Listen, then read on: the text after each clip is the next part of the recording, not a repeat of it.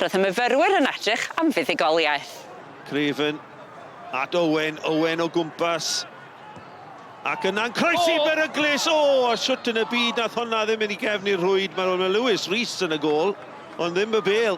Y groesiad yn arbennig, a Rhys jyst yn methu gael ei ben iddi.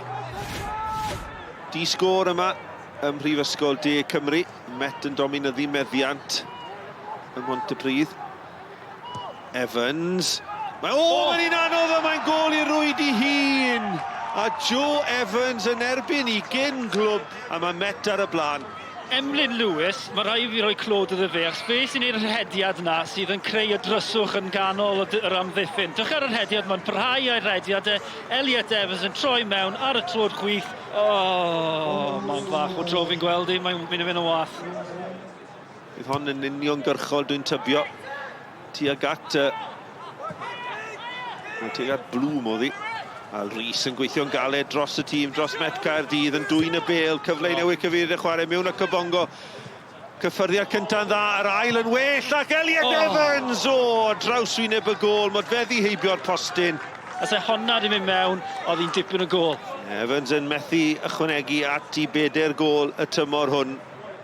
I trial ennill to a cael y momentum na nôl, mae'n peth anodd yn y cyngor yma, achos mae pob tîm gallu cymryd pwyntio off ei gilydd. So, chi'n ennill, chi'n colli, gêm gyfraldol, ennill, colli, a na'r patrwm gyda rhan fwyaf dîm, ond i bai am y tîm sydd reit lan top. So, mae'n bwysig i ni trio roi rhyw rediad at ei gilydd. Ni'n wario tîm sydd o gwmpas ni nawr. Ni wedi wario lot o tîmau anodd, yn y TNS, y Connors Keys, y Ballard a pethau fel yna. So, i ddod fan hyn a i cael 6 pwynt yn erbyn local rivals fel bethau, mae'n bwysig i ni.